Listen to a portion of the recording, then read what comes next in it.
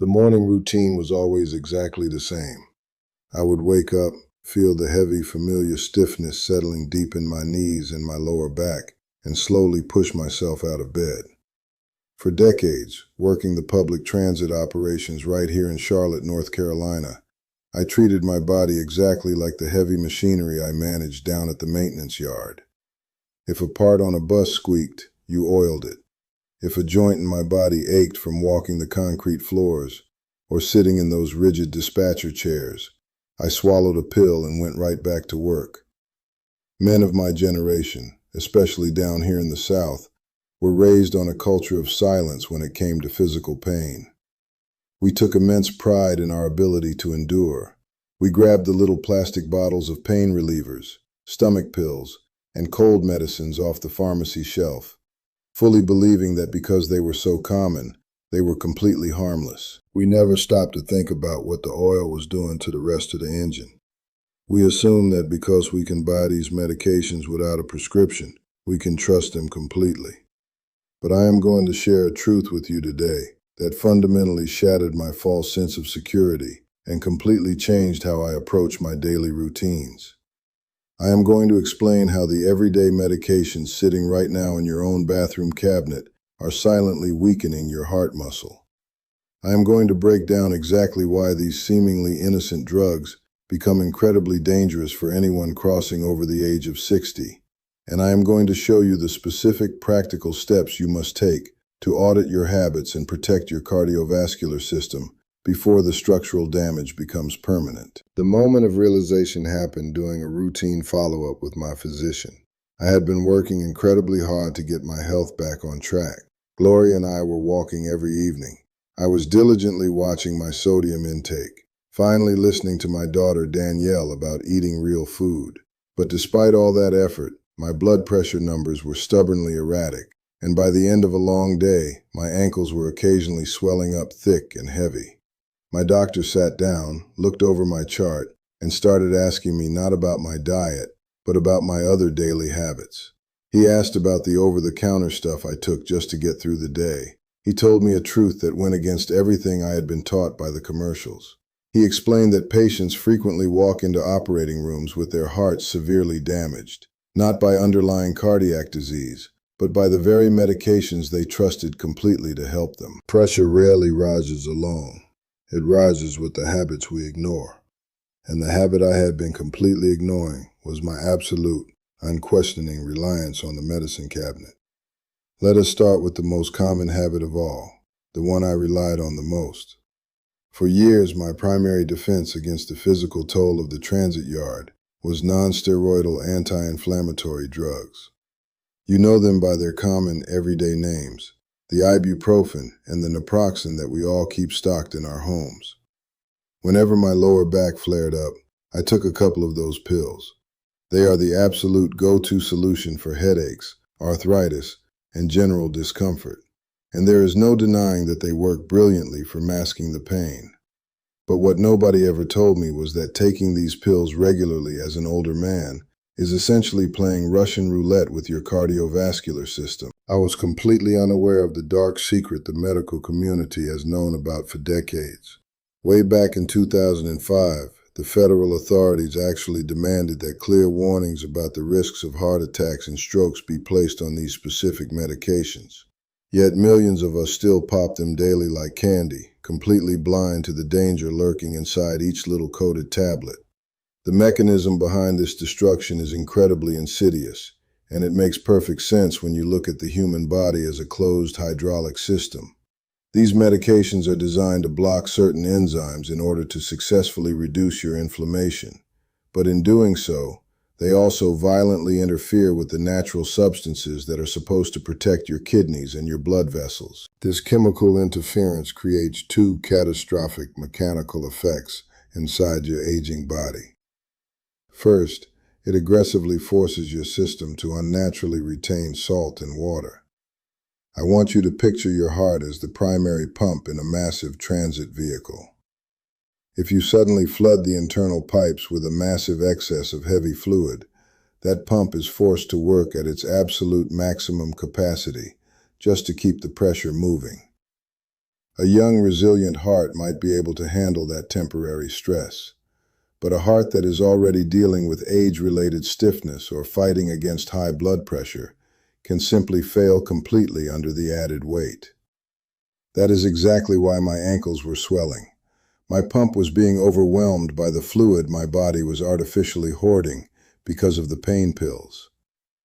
The second catastrophic effect is that these anti-inflammatory pills actually constrict your blood vessels and elevate your blood pressure directly.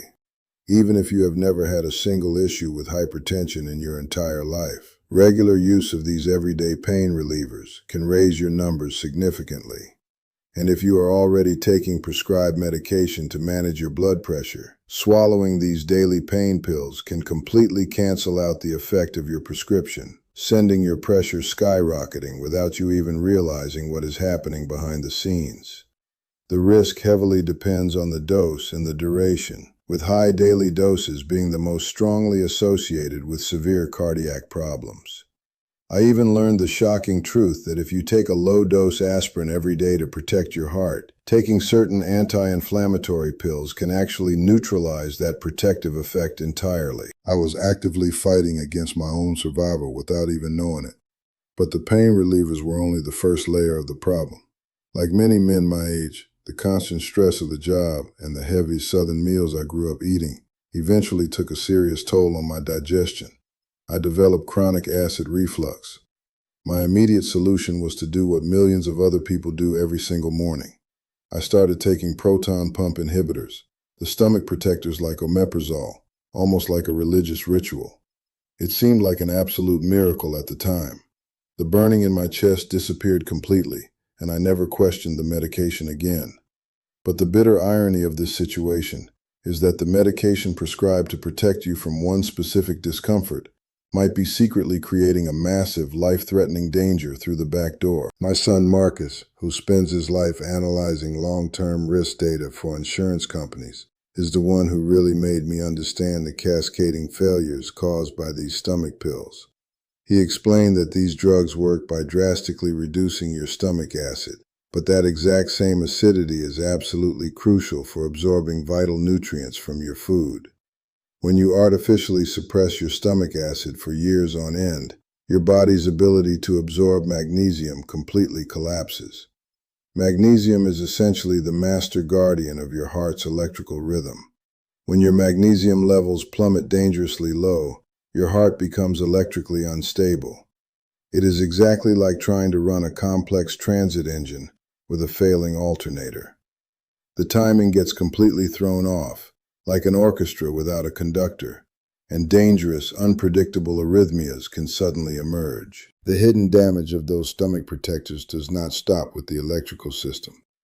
Multiple observational studies have actually found a deeply concerning association between the long-term use of these pills and an increased risk of suffering a major heart attack.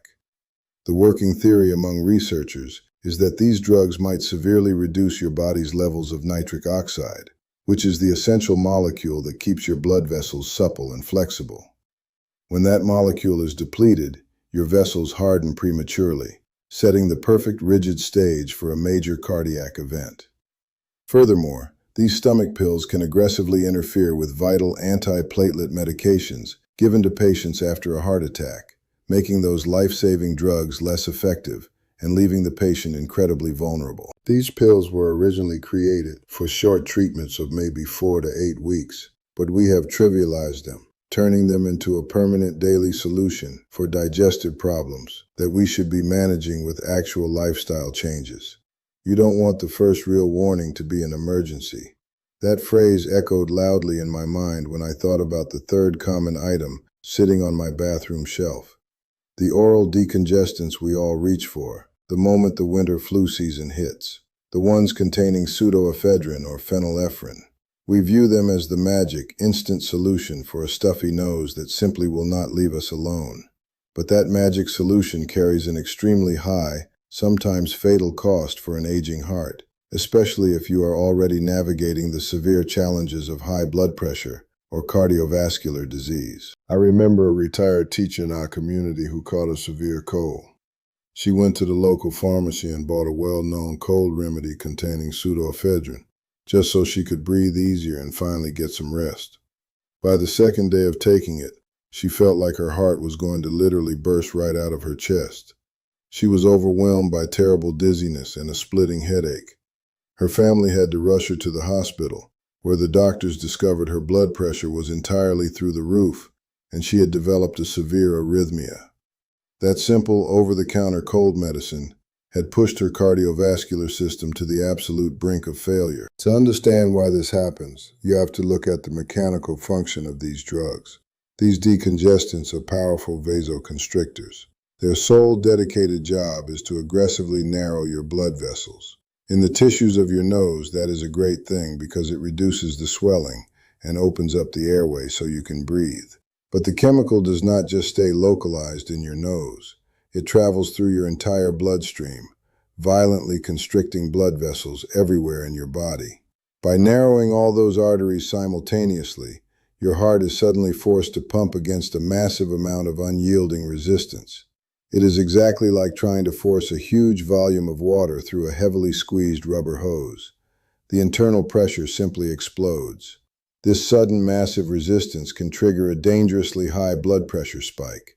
On top of that, these drugs act as intense stimulants, forcing your aging heart to beat much faster and highly irregularly. If your heart is already sensitive, this extra, unneeded stimulation can destabilize the entire system completely.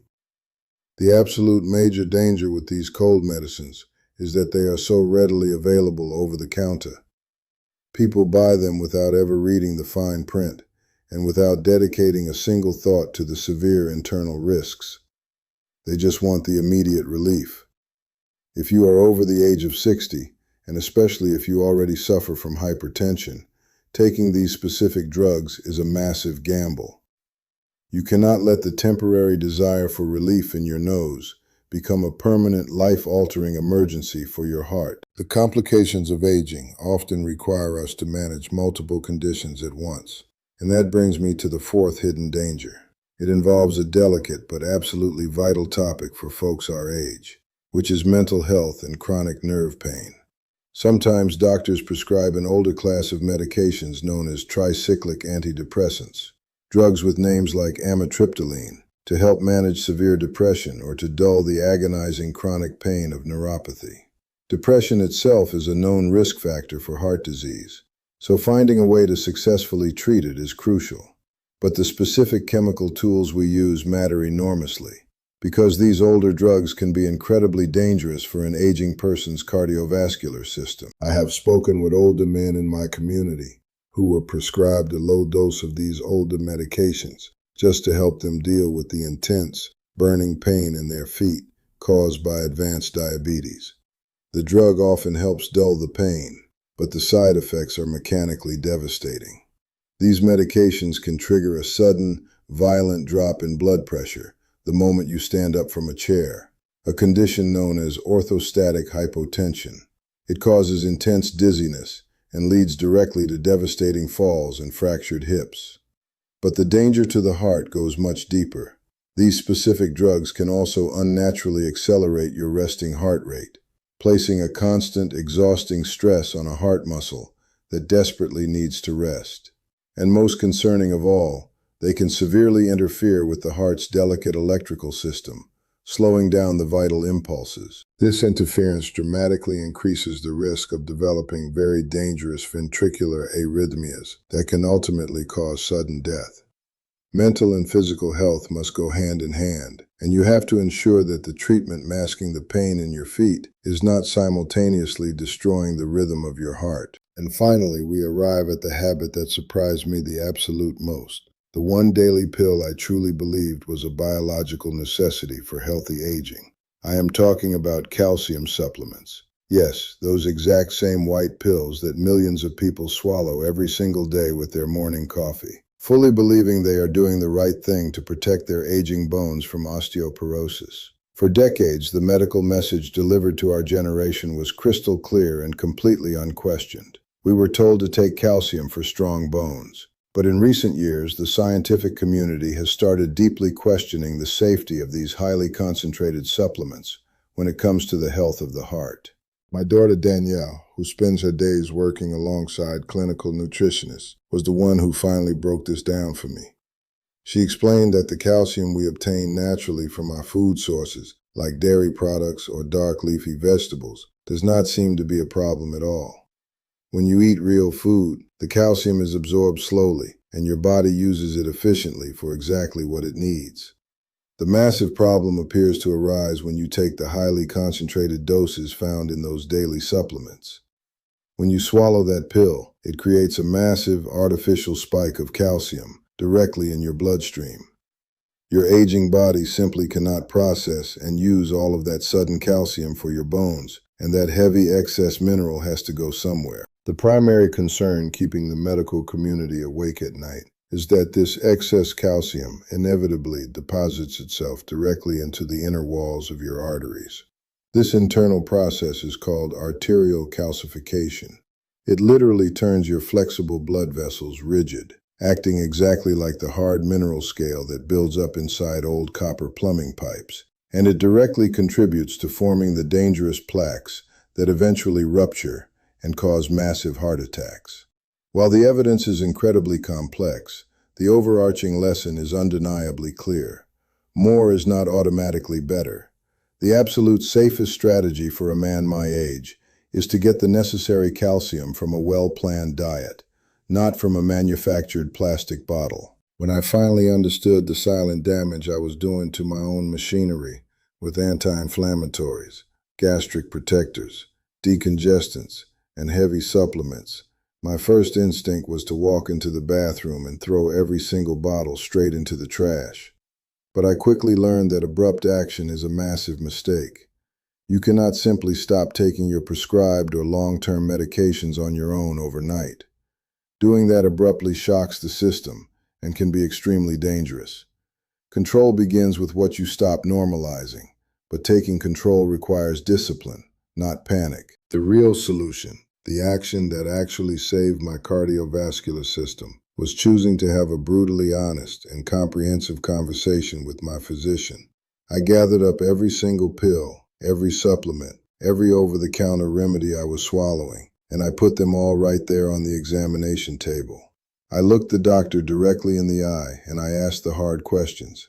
I asked him, given my specific medical history and my age, what is the absolute safest pain relief option available to me?